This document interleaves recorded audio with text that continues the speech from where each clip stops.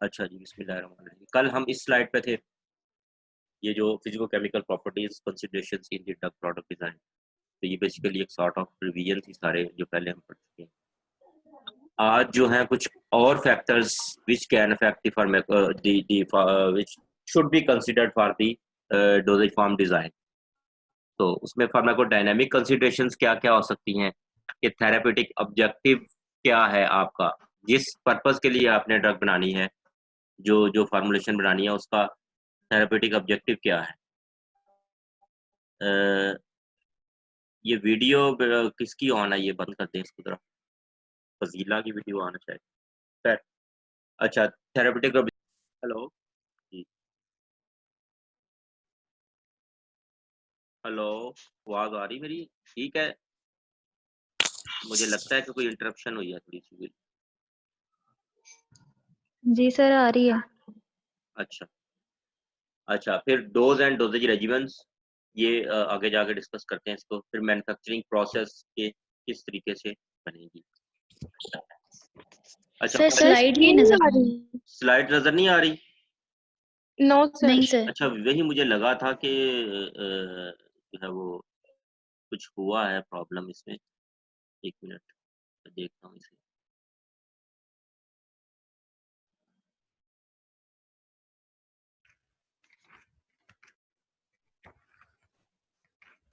अब नजर आई है, ठीक है।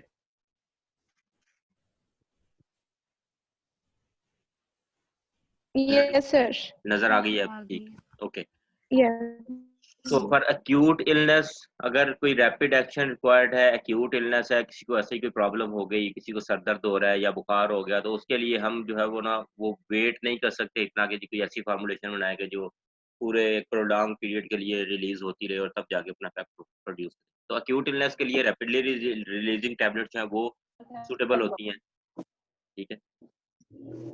सबलिंगुअल टैबलेट्स ज्यादा, अगर रैपिड ऑनसेट ऑफ एक्शन है, प्रोवाइडेड के उस ड्रग की जो फिजिको केमिकल प्रॉपर्टीज हैं वो भी इस चीज की इजाजत देती हो कि आप उसको सबलिंगुअल बना सकें। जिस तरह नाइट्रोग्लिसरीन है, ये इसकी लॉग पी वैल्यू बड़ी हाई है, तो वो बड़ा इजीली सबलिंगुअल रूट से वो एब्जॉर्ब भी हो जाती है और सर्कुलेशन में भी चली जाती है without going into the liver. तो रैपिड एक्शन के लिए सब लिंगुअल भी एक ऑप्शन है। इंजेक्टेबल, अगर बहुत ज्यादा रैपिड एक्शन चाहिए है, इमरजेंसी कंडीशन है और विद इन सेकंड्स आपको इफेक्ट चाहिए किसी ड्रग का, मोस्टली जो एंटीडोट्स होती हैं नॉर्मली, तो वो फिर इंजेक्टेबल की फॉर्म में और पर्टिकुलरली इंट्रावेनस इन्फ्यूजन की फॉर्म में हम जो है ना करते हैं।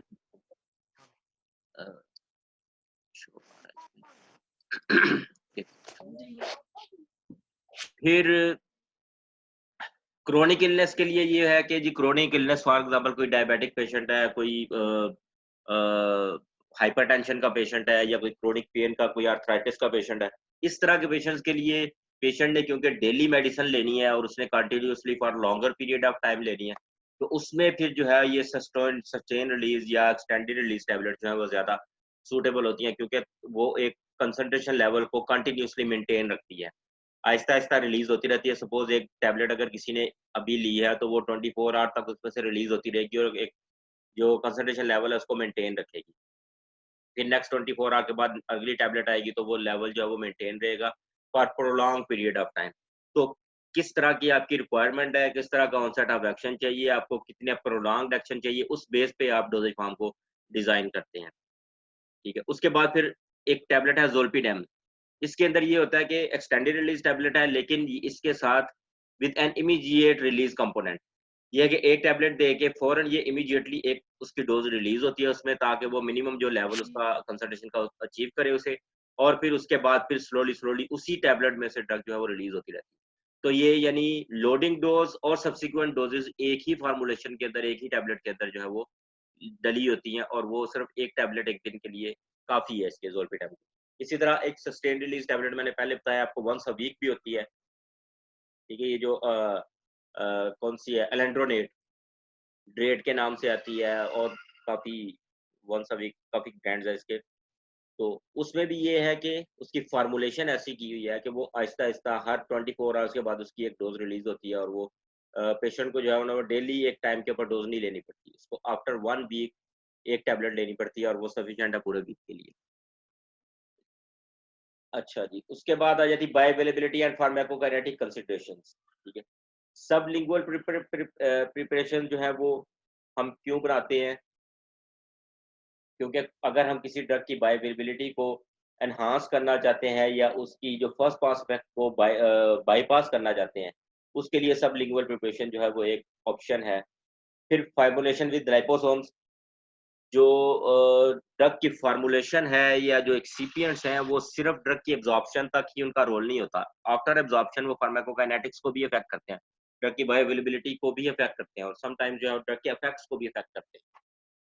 तो फार्मूलेशन विद लाइपोसोम्स क्या है कि जी ड्रग जो है एब्जॉर्ब होने के बाद वो, अगर तो उस ड्रग ने लाइपोसोम के बगैर दिया था तो उसकी एब्जॉर्प्शन एक तो पुअर होनी थी और एब्जॉर्प्शन के बाद उसकी एक पर्टिकुलर काइनेटिक्स है कि उसने डिस्ट्रीब्यूट होना है, उसने प्रोटीन्स के साथ बाइंड होना है, उसने एलिमिनेट होना है। तो लेकिन अगर लाइपोसोम्स के साथ उसको दिया हुआ तो उस ड्रग की फिर फिजिको केमिकल प्रॉपर्टीज चेंज हो गई, उसकी लाइपोफिलिसिटी चेंज होगी, लाइपोफिलिसिटी चेंज होने से उस ड्रग की डिस्ट्रीब्यूशन भी चेंज होगी और उसकी जो सारी की सारी काइनेटिक्स है वो भी चेंज होंगी और अल्टीमेटली इसकी डोज रिक्वायरमेंट भी चेंज हो जाएगी, ठीक है। तो जो फार्माकोकाइनेटिक कंसिडरेशन ये भी बड़ी इंपॉर्टेंट है कि आप फार्मूलेशन में कौन सी चीज़ डाल रहे हैं और उस जो एक्सिपिएंट की वजह से ड्रग की काइनेटिक्स चेंज तो नहीं होगी और अगर काइनेटिक्स चेंज हो रही है तो फिर उस हिसाब से आपको डोज भी एडजस्ट करके ही देनी पड़ेगी। फिर कॉम्बिनेशंस हैं, मल्टीपल तरह के कॉम्बिनेशंस आते हैं इसकी जो जो ड्रग्स के अंदर। जिस तरह एक कॉम्बिनेशन है कोट्राइमोक्साजोल, उसमें सल्फामेथाक्साजोल और ट्राइमेथोप्रिम है, ये हम फार्माकोलॉजी में डिटेल में डिस्कस कर चुके हैं इसे। उस कॉम्बिनेशन का पर्पस क्या है? एक सिनर्जिस्टिक इफेक्ट है, दोनों ड्रग्स की एंटीबैक्टीरियल एक्टिविटी है और दोनों के इफेक्ट को कंबाइन करके तो ज्यादा उनके से इफेक्ट लेना है, ठीक है। वो एक तरह की कॉम्बिनेशन है, उसमें कोई काइनेटिक्स का रोल नहीं है। लेकिन कुछ फॉर्मुलेशंस ऐसी हैं जो कॉम्बिनेशन में दी जाती हैं कि एक ड्रग की काइनेटिक्स को चेंज करने के लिए, ठीक है। एग्जांपल के तौर पे लिवोडोपा और कार्बिडोपा है।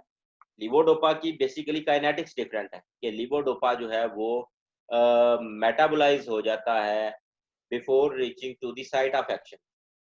ड्रग की दो ही चीजें इंपॉर्टेंट है, नंबर वन एक तो प्लाज्मा ड्रग कंसंट्रेशन और उसके बाद फिर ड्रग की साइट ऑफ एक्शन पे क्या कंसंट्रेशन है।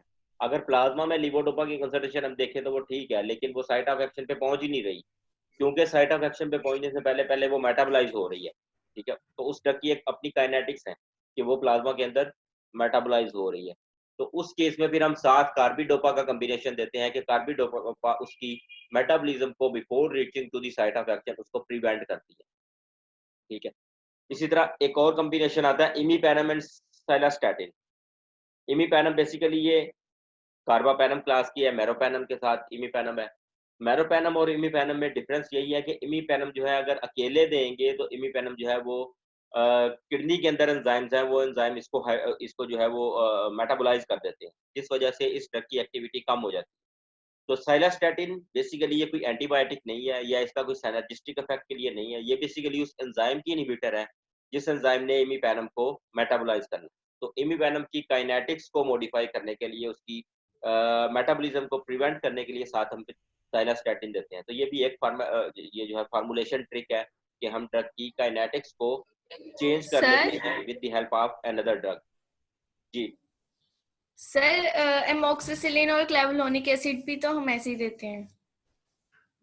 उसमें थोड़ा सा डिफरेंट है, उसकी काइनेटिक्स नहीं है वो बेसिकली जो एमोक्सिसिलिन है उसको करता है, मेटाबोलाइज करता है बैक्टीरिया, ठीक है। तो वो अच्छा, बॉडी के अंदर उसका वो मेटाबॉलिज्म उस तरह नहीं हो रहा, वो बैक्टीरिया जहाँ पे होगा बैक्टीरिया उसको डिग्रेड कर रहा है, ठीक है। तो ओके सर। उसमें काइनेटिक्स आप उसको नहीं कह सकते कि काइनेटिक्स चेंज करने के लिए कॉम्बिनेशन में देते हैं।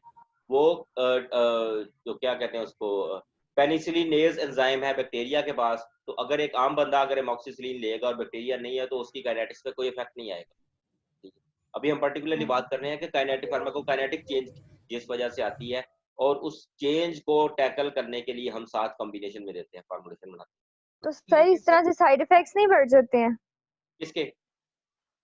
सही इमीपेनम के साथ साइलास्टेटिन दे रहे हैं तो हालांकि उसका साइलास्टेटिन का अपना तो कोई खास रोल नहीं है, लेकिन उसके साइड इफेक्ट्स ही आएंगे ना। साइड वो तो सिर्फ इफेक्ट्स उसको उसके एंजाइम को इनहिबिट करे। नहीं, सेलेस्टेटिन का रोल ही ये है कि इसने जाके उस एंजाइम को इनहिबिट करना है बस, और इसकी कोई थेराप्यूटिक एक्टिविटी नहीं है। ठीक है, या इसका कोई और okay okay pharmacological okay action नहीं है। जहां जहां ओके इमीपेनम सर जाएगी साइलोस्टैटिन साथ उसके एज ए गार्ड जा रहा है सिर्फ, ठीक है। उस एंजाइम को ओके प्रिवेंट करने के लिए, 1 मिनट में जरा एंजाइम का नाम आपको ढूंढ लेता हूँ कि मेरे ज़हन में नहीं आ रहा।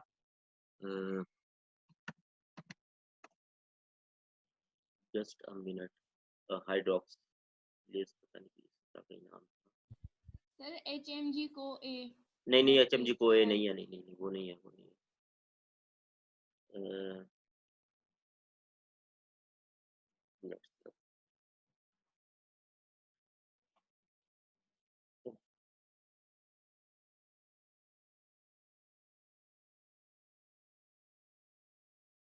अच्छा, वो एंजाइम का नाम तो खैर मैं ढूंढ लेता हूँ साथ।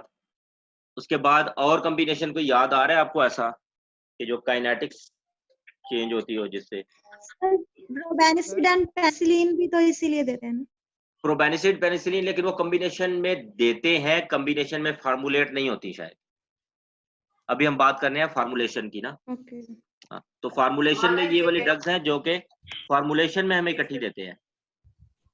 सर ये डाईहाइड्रोपेप्टिडेज नहीं है एंजाइम? मेरे को काइनेटिक डीहाइड्रोपेप्टाइडेज, ही जी जी जी जी, डीहाइड्रोपेप्टाइडेज, डाईहाइड्रो नहीं, डीहाइड्रोपेप्टाइडेज एंजाइम है किडनी के अंदर, ठीक है, कि जो उसको एग्जैक्टली। इस हाइड्रोलाइज करता है इस ड्रग को, इमीपेनम को, ठीक। फिर एक और एग्जांपल किसी को याद आ रही है कोई? सर वो एम्लोडिपिन के साथ हाइड्रोक्लोरथायोडाइड देते हैं क्योंकि एम्लोडिपिन जो है वो करवाती है। उसका भी इफेक्ट जो है वो काइनेटिक्स चेंज करने के लिए नहीं होता, वो उनका इफेक्ट भी साइनर्जिस्टिक है कि हाइड्रोक्लोरथायोडाइड जो है वो है डायरेटिक है। एम्लोडिपिन, सर वो एडिमा करवाती है एम्लोडिपिन। एम्लोडिपिन एडिमा करवाती है। अगर उसका साइड इफेक्ट है ना, अगर उसको खाली देंगे तो वो वही ना, उसका मतलब उसकी बेसिकली काइनेटिक्स को मॉडिफाई करने के लिए नहीं है, उसके एक साइड इफेक्ट को या फिर उसके इफेक्ट को ऑगमेंट करने के लिए है ना, कि हाइपरटेंशन के लिए एम्लोडिपिन अगर कैल्शियम चैनल ब्लॉकर है, जी ठीक है, और वो जो हाइड्रोक्सीक्लोरथायोडाइड है वो है डायूरेटिक। तो दोनों को कंबाइन इफेक्ट जो है वो अल्टीमेटली उसकी जो है वो एक ब्लड फ्लूइड लेवल को कम कर रहा है, एक वेजोडाइलेशन कर रहा है, तो हाइपरटेंशन जो है ब्लड प्रेशर को डिक्रीज करने के लिए, ठीक है।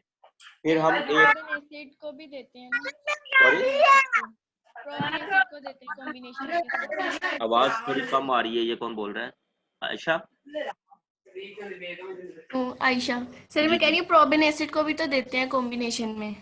प्रोबेनिसिड कॉम्बिनेशन में देते हैं, यस सर, फार्मूलेट देते होती है हैं कॉम्बिनेशन में।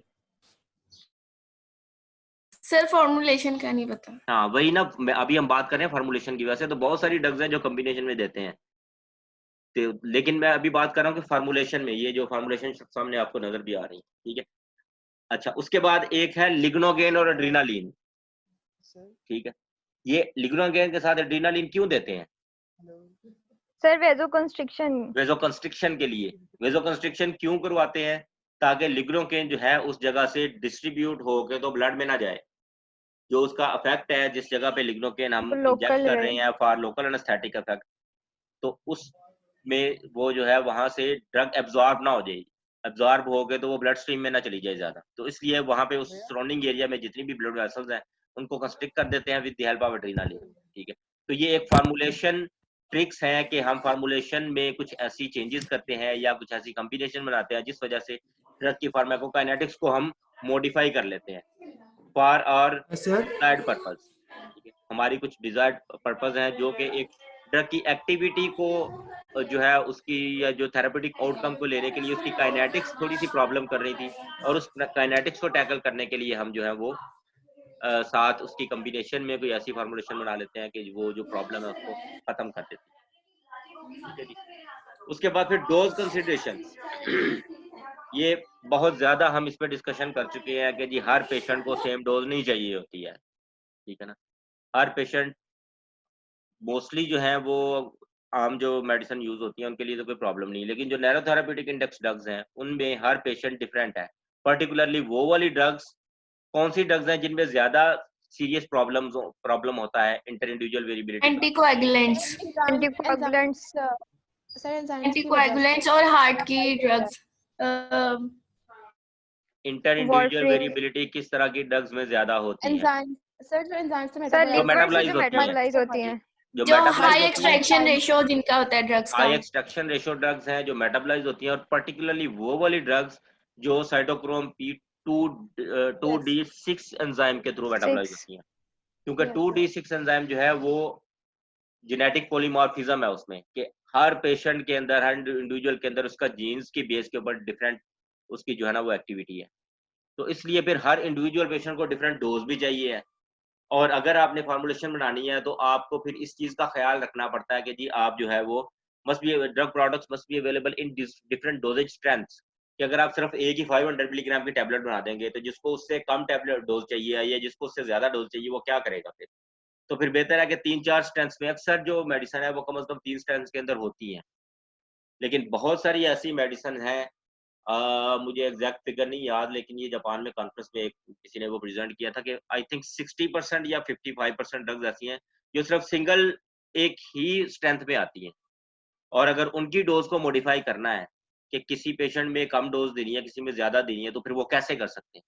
ठीक है, तो इसलिए स्कोरिंग से फार्मूलेशन सर में इस चीज का ख्याल रखना चाहिए कि एटलीस्ट 2-3 जो है वो डिफरेंट डोजेज हों, ताकि जो पेशेंट को रिक्वायरमेंट हो वो डोज ले सके। जिस तरह अल्प्राजोलाम है, ये 3 डोजेज में आती है, 0.25, 0.5 और 1 मिलीग्राम में। ठीक है, फिर ओमेप्राजोल भी काफी डोजेज में आती है। मेप्राजोल 40 और 20 में आती है। ठीक है, सिप्रोफ्लॉक्सासिन 250 और 500 में आती है। ऑगमेंटिन जो है ये 3 स्ट्रेंथ्स में आती है, 325 है, एस्पिरिन 625 और सर, एस्पिरिन काफी डोजेज में आती है। एस्प्रिन भी 75 में है, 150 में है, और फिर जो दूसरी वाली एस्प्रिन है, सिंपल डिस्प्रिन है, वो 300 में है। तो डिफरेंट स्ट्रेंथ्स है, लेकिन अगर फार्मूलेशन में हम एक काम और कर सकते हैं, वो ये है कि सर हम स्कोरिंग टैबलेट के ऊपर मार्किंग कर सकते हैं कि टैबलेट को ब्रेक कर सके पेशेंट, कि अगर उसको आधी गोली चाहिए, अगर उसको 500 मिलीग्राम की एक टैबलेट है और उसको 500 डोज नहीं चाहिए, उसको फिर उसको 250 मिलीग्राम डोज चाहिए या उसको 375 मिलीग्राम डोज चाहिए, तो टैबलेट को तोड़ के और उसके ऊपर मार्किंग ऐसी हो कि वो इक्वली पार्ट्स में डिवाइड हो। अगर मार्किंग नहीं होगी तो पेशेंट तोड़ने लगेगा तो वो इक्वल डिवाइड नहीं हो सकती। ठीक है, तो सर नैरो इसलिए थेराप्यूटिक इंडेक्स वाला पॉइंट रिपीट कर दें। नैरो थेरापेटिक इंडेक्स ड्रग्स की ये पहले भी डिस्कशन कई दफा हो चुकी है कि जी जो नैरो थेरापेटिक इंडेक्स ड्रग्स है उसमें डोज की रिक्वायरमेंट डिफरेंट होती है हर पेशेंट में।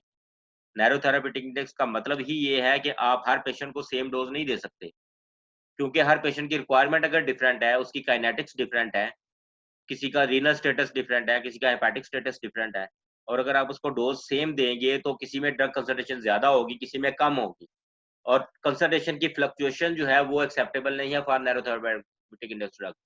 और उस तरह की ड्रग्स को देने के लिए फिर हमें टेलर डोज देनी पड़ती है। ठीक है, ये कोई मार्किंग भी कर रहा है, इसके ऊपर बड़ा अच्छा मार्किंग कर रहे हैं। टेलर डोज देनी पड़ती है, कि डोज टेलरिंग का मतलब ये है कि उस पेशेंट की पर्सनल रिक्वायरमेंट क्या है जिस बेस पे उसको डोज देनी है, तो उसको फिर फुलफिल करने के लिए हम फार्मूलेशन ही इस तरह, इतनी कुछ ज्यादा डोजेज अगर बना लेंगे तो वो हमें डोज टेलर करने में आसानी रहती है। अगर एक टैबलेट 500 की है और उसको 250 चाहिए, तो फिर या तो हमें टैबलेट डाइल्यूशन करनी पड़ेगी, ठीक है, या फिर ये है कि टैबलेट को ब्रेक करके आधा करना पड़ेगा। ठीक, तो अगर ब्रेक करके आधा करना पड़ रहा है तो फिर उस टैबलेट के ऊपर मार्किंग भी इस तरह की होनी चाहिए कि वो इक्वल पार्ट्स में डिवाइड हो जाए दोनों। ठीक है, ये ना हो कि जी 2 पार्ट्स में डिवाइड किया है, एक पार्ट में 200 मिलीग्राम चलेगी, दूसरे में 300 चलेगी। ठीक है, या अगर एक टैबलेट के 4 हिस्से करने हैं जैसा कि आपको नजर आ रहा है। ठीक है, फिर एक सर और इसमें ऐसी हम है, कंपाउंडिंग भी कर सकते हैं फार्मेसी पे, मतलब हाँ कंपाउंडिंग वो बेसिकली जो है आप कह सकते हैं कि टैबलेट डाइल्यूशन कर सकते हैं आप। अक्सर जगहों पे होती भी है कि टैबलेट लेके उसको फिर डाइल्यूट करके फिर उसको इक्वल पार्ट में डिवाइड करें। फॉर एग्जांपल एक टैबलेट है, अगर इसके आपने 5 पार्ट्स बनाने हैं, ठीक है, 500 मिलीग्राम की टैबलेट है और किसी को 100 मिलीग्राम चाहिए, तो इसमें से आप 100 मिलीग्राम नहीं निकाल सकते। उसका फिर हल ये है कि इस 500 मिलीग्राम टैबलेट को आप डाइल्यूट कर लें, उसको 2000 मिलीग्राम कर लें। ठीक है, 2000 में से फिर 400 मिलीग्राम को आप एडमिनिस्टर कर दें पेशेंट। तो ये कंपाउंडिंग भी है, कंपाउंडिंग भी हो सकती है, कंपाउंडिंग में भी इसको हम कर सकते हैं। लेकिन अभी फार्मूलेशन में जो जो जितना मैक्सिमम हम फैसिलिटेट कर सकते हैं पेशेंट को, अभी क्योंकि हम फार्मूलेशन की डिस्कशन कर रहे हैं तो इसलिए फार्मूलेशन जो है वो इस तरह की होनी चाहिए कि एक तो डिफरेंट स्ट्रेंथ्स हो, नंबर 2 टैबलेट के ऊपर भी मार्किंग हो इस तरह की कि वो इजीली ब्रेक हो सके। ठीक है, फिर एक और तरह की टैबलेट है जिसमें पेशेंट को डेली डोज की रिक्वायरमेंट ही डिफरेंट है, यानी आज उसने जो टैबलेट लेनी है उसके अंदर और डोज होनी चाहिए, कल और डोज होनी चाहिए, परसों और डोज होनी चाहिए, और फिर ग्रेजुअली डोज जो है वो चेंज होनी चाहिए। कोई आपको आइडिया है कि कोई ऐसी थेरेपी होती सर है? सीरोटोनिन रीअपटेक इनहिबिटर्स को हम डोज टैपरिंग करते हैं। सीरोटोनिन रीअपटेक इनहिबिटर्स नहीं नहीं नहीं नहीं, डोज टैपरिंग आप वो दूसरी बात कर रही हो। एक ये है कि रूटीन में एक टैबलेट लेनी है कि डेली जो है उसकी डोज की रिक्वायरमेंट डिफरेंट है। डोज टैपरिंग जो आप बात कर रही हो ना, वो ये है कि अगर किसी पेशेंट को मेडिसिन छुड़वानी है या स्विच करना है तो आहिस्ता आहिस्ता डोज को कम करना है हमने। उसमें हम इस तरह नहीं कर सकते, उसमें हम डोज टैपरिंग दूसरे तरीके से करते हैं कि अगर वो एक टैबलेट ले रहा है फिर उसको एक दिन छोड़ के टैबलेट देते हैं, फिर 2 दिन छोड़ के टैबलेट देते हैं, वो एक और तरीका है। लेकिन एक पेशेंट ने अगर डेली उसको आज सपोज उसको 20 मिलीग्राम डोज रिक्वायर्ड है, ठीक है, कल उसको 22 मिलीग्राम चाहिए, अगले दिन 24 चाहिए, अगले दिन फिर 26 चाहिए, फिर एक टाइम आएगा जब उसके बाद उसको फिर कम कम चाहिए, फिर डोज को कम लेके आना है उसने। तो किस तरह की ट्रीटमेंट है ऐसी? बेंजोडाइजेपिन्स में भी ऐसे ही करते हैं। बेंजोडाइजेपिन्स नहीं, आप शायद उस तरफ जा रहे हैं। उसमें तो रेजिस्टेंस आ कॉन्ट्रासेप्टिव जो है, ठीक है, कॉन्ट्रासेप्टिव में जो पूरा एक साइकिल है 28 डेज का, उसमें ये डिफरेंट, हर टैबलेट के अंदर डिफरेंट डोज होती है, ठीक है, लिवो नॉर्जेस्टिरोल की, ठीक है, या जो एस्ट्राडाइओल टैबलेट्स हैं उनके अंदर। तो उसमें फिर ये है कि हम फार्मूलेशन और उसकी पैकिंग ही इस तरह करते हैं कि जो फीमेल है जिसने ये यूज करनी है कॉन्ट्रासेप्टिव, वो डेली वैसे तो कोई अगर आप स्ट्रिप लेते हैं तो किसी भी जगह से आप टैबलेट निकाल के खा लेते हो, ठीक है, लेकिन जो कॉन्ट्रासेप्टिव्स हैं वो उसकी हर टैबलेट में डिफरेंट डोज है, डिपेंडिंग ऑन दी जो एक मेंस्ट्रुअल साइकिल है उसकी बेस के ऊपर के हार्मोनल लेवल क्या होता है, और उस लेवल को उन्होंने उसको मीट करने के लिए डिफरेंट डोज की जो है ना वो डेली डोज रिक्वायरमेंट डिफरेंट है। उसमें फिर एक साइड से शुरू होना होता है स्ट्रिप के, और डेली एक टैबलेट जो है वो खानी होती है, ठीक है, ताकि वो, और फिर कुछ इसके अंदर ऐसी हैं टैबलेट जो कि प्लेसिबो हैं, जब यानी उस हार्मोन की जरूरत नहीं है तो उसमें भी आपने टैबलेट खानी है, लेकिन वो जो एक जो है ना वो कॉन्ट्रासेप्शन का एक प्रॉपर जो है पूरा साइकिल है ये, ठीक है। तो इसको भी हम फार्मूलेशन के थ्रू इसको फैसिलिटेट कर सकते हैं फीमेल्स को कि जी वो अब वैसे उन्हें अगर बताएंगे टैबलेट कि जी ये टैबलेट आपने खानी है और इसको अगले दिन आधा खाएं, अगले दिन इस तरह खाएं, तो वो पॉसिबल नहीं है। तो फिर हम फार्मूलेशन ही इस तरह की बनाते हैं कि हर टैबलेट के अंदर खुद ही डोज हम टेपर करके रखी होती है, उसकी फिर पैकिंग भी उसके अकॉर्डिंगली होती है, और उसके ऊपर लिखा भी होता है फिर कि ये आपने डे 1 पे खानी है, ये डे 2 पे, ये डे 3 पे, 4 पे, 5 पे, 6 पे। तो इस तरह जो है ये हम इसको भी कर सकते हैं, डोज को यानी हम कंट्रोल कर सकते हैं with the help of formulation. ठीक है, पॉइंट क्लियर है ये? आगे चलें। यस सर, क्लियर है जी। अच्छा, उसके बाद फिर डोज कंसिडरेशन, फिर size and shape of the solid oral dosage products are design for easy swallowing. अब अगर एक टैबलेट है जो कि बहुत छोटी है, अल्प्राजोल नाम है, उसको आपने डाइल्यूट करके तो एक छोटी सी टैबलेट ही बना ली, ठीक है, लेकिन अगर कोई ऐसी डोज है जो 1 मिलीग्राम की 1 ग्राम की टैबलेट है, जिस तरह ऑगमेंटिन है, तो उसको अगर आप उसके अंदर एक्सिपिएंट्स भी ऐड कर दो और उसके अंदर अगर आप डाइल्यूएंट ऐड करो या उसके अंदर लैक्टोज ऐड करो, तो वो कितनी बड़ी टैबलेट बन जाएगी, ठीक है ना। तो the total size of drug product is determined by the dose of the drug and any additional excipients needed। अगर तो एक ड्रग जो डोज है वो इटसेल्फ इतनी ज्यादा है कि उसके अंदर आपको सिर्फ बाइंडर ऐड करना पड़ेगा और आप उसको कंप्रेस कर सकते हैं टैबलेट को। अगर बहुत छोटी टैबलेट है तो उसके अंदर फिर आपको एक्सिपिएंट ज्यादा ऐड करना पड़ेगा, डाइल्यूएंट, तो उसको आप बड़ा कर सकते हैं। तो फिर अगर एक बड़ी टैबलेट है तो फिर उसकी शेप को भी आपको मॉडिफाई करना पड़ेगा, शेप इस तरह की हो कि वो एक्सेप्टेबल हो पेशेंट के लिए, वो स्वेलो कर सकता हो उसको, ठीक है। यानी ये नहीं है कि जी वो एक टैबलेट आपने बड़ी बना दी और उसको आपने एक रेक्टेंगल की फॉर्म में बना लिया और पेशेंट के गले में जाकर तो वो उसकी कोने जो है चुभ रहे हैं और वो अगली तो वो टैबलेट लेता ही नहीं है, तो उसको राउंड शेप में बना लें या उसको जो है वो जो एजेस हैं उसके उनको राउंड कर लें, ओवल शेप में बना लें। इस तरह जो है वो फार्मूलेशन को हम, डोज बड़ी है तो उसकी फार्मूलेशन को चेंज करके पेशेंट के लिए एक्सेप्टेबिलिटी को एनहांस कर सकते हैं। ये सर जैसे कैप्लेट्स हैं, कैप्लेट्स हैं जिस तरह, बिल्कुल ठीक है। जैसे पैरासिटामोल के आते हैं सर, यूके में ये मिलते हैं। पैरासिटामोल के यहाँ पे मैंने नहीं देखे खैर सर, ये यूके में है, मतलब यूके में वो कैप्लेट्स की फॉर्म में देते हैं पैरासिटामोल। अच्छा, खैर वो मुझे नहीं एक्सपर्ट। तो ये सारी की सारी शेप्स आप फेमिलियर होंगे आप इसमें कि किस तरह। अब ये जो लुजेंजेस हैं, लुजेंजेस के अंदर इसके अंदर इन्होंने ग्रूव बनाया हुआ है अंदर कि च्यू करनी है पेशेंट ने टैबलेट्स और हम इसके अंदर जुबान रख लेते हैं और इसको च्यू करते रहते हैं, तो फैसिलिटेट करते हैं पेशेंट को with the help of designing the tablets, ठीक है।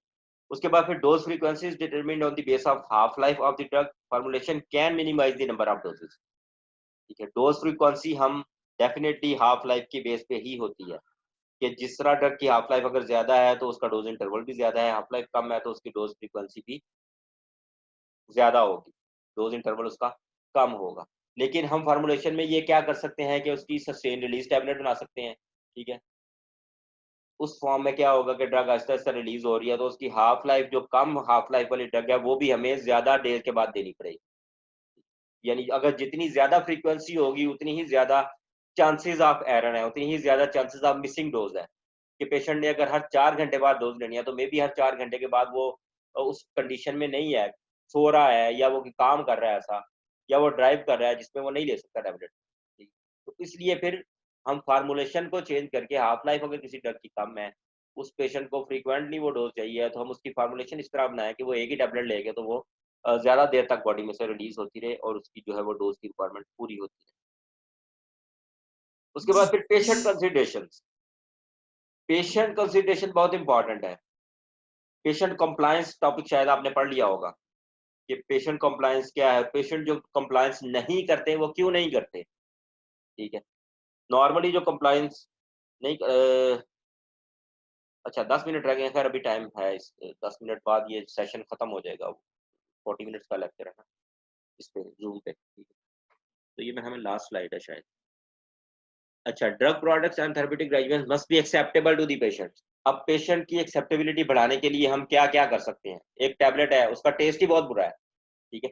Poor patient compliance may result from poor product attributes such as difficulty in swallowing, कि जिस तरह पहले लास्ट स्लाइड में हमने डिस्कस किया कि ये टैबलेट अगर बहुत बड़ी है और उसकी शेप भी ऐसी है कि पेशेंट उसको इनगल्फ नहीं कर सकता, तो उसको फिर हम फार्मूलेशन में ये कर सकते हैं कि उसकी शेप ऐसी बना लेंगे जो इजीली पेशेंट जो है वो उसको स्वैलो कर सकता हो, ठीक है। ये ऊपर कौन कर रहा है यार, ये बहुत ज्यादा हो गया है इस पे।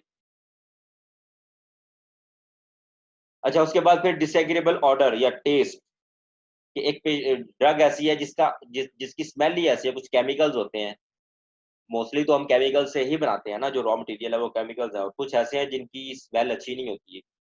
यानी अगर आप किसी केमिस्ट्री की लैब में जाएं तो सम टाइम ऐसा होता है कि कोई ऐसी आपको वहाँ पे जो है वो इस तरह की स्मेल आ रही होती है कि आपसे बर्दाश्त नहीं होती, तो अगर वो टैबलेट में से आ रही हो तो वो पेशेंट उसको कभी भी नहीं खाएगा। उसको फिर खत्म करने के लिए हम उसकी जो ऑर्डर है उसकी मास्किंग करते हैं, ठीक है। फिर बिटर टेस्ट है, हर टैबलेट को आप नहीं, हर जो बहुत सारी टैबलेट्स हैं जिनको अगर आप तोड़ के खाएं तो आपको उसका टेस्ट बहुत बुरा लगता है। उसकी वजह ये है कि उसके ऊपर उन्होंने मास्किंग की हुई है, शुगर कोटिंग की हुई है या कोई और टेस्ट की कोटिंग की हुई है, जिस वजह से वो पेशेंट के लिए एक्सेप्टेबिलिटी बढ़ जाती है। अगर पेशेंट को आपने बिटर टेस्ट वाली टैबलेट दे दी और मास्किंग नहीं की हुई, एक दफ़ा तो शायद वो खा लेगा, अगली दफ़ा वो बहाने ढूंढेगा कि यार मुझे ना ही खानी पड़े, ठीक है, क्योंकि वो उसका टेस्ट से पसंद नहीं है। इसी तरह फिर too frequent and or unusual dosage requirements, बहुत ज़्यादा फ्रीक्वेंटली अगर डोज लेनी पड़े, जिस तरह पिछली स्लाइड में डिस्कस किया है, तो वो भी पेशेंट के लिए प्रॉब्लम हो सकती है। पेशेंट जो है वो तो उसको भूल भी सकता है लेना, या वो उस टाइम पे वो पोजीशन में नहीं है कि वो टैबलेट ले सके, तो इसको भी हम फिर फार्मूलेशन के थ्रू टैकल कर सकते हैं। फिर पैकेजिंग बहुत इंपॉर्टेंट है। क्या कुछ ऐसी मेडिसिन हैं जिनकी पैकेजिंग इस तरह की होती है कि वो पैकेजिंग जो है वो अक्सर लोगों से खुलती ही नहीं है, या बहुत टाइट अगर पैकेजिंग है तो वो एक, जो अगर कोई पार्किंसंस का पेशेंट है या वो कोई बहुत वीक पेशेंट है, एल्डरली पेशेंट है, उससे वो खोल ही नहीं रही, तो वो भी एक source for the patient non compliance हो सकता है। तो पैकेजिंग को कंसीडर रखना है फॉर पेशेंट नीड्स, कि पेशेंट किस तरह का है, किस तरह के पेशेंट ने ये टैबलेट खानी है और वो इसको यूज कर सकता है या नहीं कर सकता। कुछ टैबलेट्स ऐसी होती हैं, कुछ पैकेजिंग ऐसी होती है जिसके ऊपर बटन लगा होता है और वो बटन प्रेस करने से एक टैबलेट निकलती है। जिस तरह ये अक्सर जो है ये स्वीटनर्स वगैरह हैं, तो उसमें क्या करते हैं कि जी एक बटन होता है, बटन को प्रेस करते हैं और एक टैबलेट जो है वो चाय के कप में गिर जाती है। तो पैकेजिंग को हम मॉडिफाई करके, पैकेजिंग को एक्सेप्टेबल करके पेशेंट के कंप्लायंस को बढ़ा सकते हैं, ठीक है। फिर साइड इफेक्ट्स हैं, कुछ ड्रग्स ऐसी हैं जिनके साइड इफेक्ट्स होते हैं और उनके साइड इफेक्ट्स को प्रिवेंट करने के लिए हम जो है वो उसकी फार्मूलेशन करते हैं। जिस तरह बारहा एग्जांपल आई है यही एंटारिक कोटिन की, कि एस्पिरिन से टॉक्सिसिटी होती है, डाल्डा कॉर्टिल से जो है वो GIT इरिटेशन काज होती है, तो उसको प्रिवेंट करने के लिए हम फिर एंटारिक कोटिंग करके तो प्रिवेंट कर सकते हैं उसकी साइड इफेक्ट्स को। फिर रूट ऑफ एडमिनिस्ट्रेशन ये भी कंसिडर करना पड़ता है। ये जस्ट एक सिंपल सी मेरे ख्याल में बिल्कुल सेल्फ एक्सप्लेनेटरी ये एक फिगर है कि इंट्रावेनस रूट से Cmax उसका 100 है, इंट्रामस्कुलर से ये 75 तक है और ओरल से ये 50 तक है। तो डिफरेंट रूट्स ऑफ एडमिनिस्ट्रेशन के लिए फिर AUC भी डिफरेंट होगा उनका और ड्रग के इफेक्ट्स भी डिफरेंट होंगे। उसमें फिर हम क्या करते हैं कि जी ओरल रूट की और इंट्रावेनस रूट की डोज डिफरेंट होती है। नॉर्मली ओरल रूट की जो डोज होती है वो इंट्रावेनस से ज़्यादा होती है। मोस्टली बहुत सारी आप देख सकते हैं कि टैबलेट्स हैं या जो कि 500 मिलीग्राम में आती हैं, लेकिन इसका इंजेक्शन जो है वो शायद 50 मिलीग्राम में आता होगा। ये कैफ्लाम है या डाइक्लोरान है, डाइक्लोफेनिक सोडियम है, ये 200 मिलीग्राम में आती है शायद, इसका इंजेक्शन 50 मिलीग्राम में। तो डोज जो है वो हम रूट ऑफ एडमिनिस्ट्रेशन की बेस पे भी वो मॉडिफाई करते हैं। ये फिर एक आखिरी स्लाइड है जी, ड्रग प्रोडक्ट कंसिडरेशन कि प्रोडक्ट किस तरह की बनानी है। ये सारी की सारी बेसिकली डोजेज फॉर्म्स है। ओरल ड्रग प्रोडक्ट है, फिर लिपिड सॉल्युबल ड्रग अगर है तो उसमें क्या किस चीज़ का ख्याल रखना है, GIT साइड इफेक्ट्स हैं तो उसमें किस चीज़ का ख्याल रखना है, इमीडिएट रिलीज टैबलेट है तो वो कैसे बननी है, बकल या सबलिंगुअल टैबलेट्स की क्या प्रॉपर्टीज हैं, कोलोनिक ड्रग डिलीवरी क्या है, rectal and vaginal drug delivery उसकी क्या रिक्वायरमेंट्स हैं, ये सारी हम थोड़ा थोड़ा डिस्कस किया है हमने हर एक पॉइंट को। तो ये एंड पे आकर सिर्फ एक कह सकते हैं कि सारी की सारी जो डोजेज फॉर्म्स है, जो फार्मूलेशन हैं, उनकी एक लिस्ट है जिसके लिए हम किस किस पैरामीटर को कंसीडर करते हैं, ड्रग की फिजिकोकेमिकल प्रॉपर्टीज को कंसीडर करते हैं, पेशेंट की नीड्स को कंसीडर करते हैं, उसका डिजायर्ड फार्माकोलॉजिकल एक्शन को कंसीडर करते हैं, उसके अंदर जो एक्सीपिएंट्स हैं, एक्सीपिएंट्स की effects on the drug activity या ड्रग काइनेटिक्स उसको कंसीडर करते हैं। तो ये सारा जो सर है ये साइकिल क्लोनिक के का अंदर। थोड़ा सा बताइएगा। Sorry, clonic drug delivery. Colonic drug delivery rectal जो टैबलेट्स हैं, सपोजिटरीज। रेक्टल सपोजिटरीज आप कह लें, हाँ बिल्कुल ठीक, सपोजिटरीज की बात हो रही है। ठीक है जी, तो ये इस पे मुझे वो पॉपअप आना शुरू हो गया कि जी टाइम खत्म हो रहा है। ठीक है, ये फिर ये वाला टॉपिक इधर खत्म है। नेक्स्ट फिर वीक में हम शुरू करेंगे नया topic, in vitro in vivo correlation.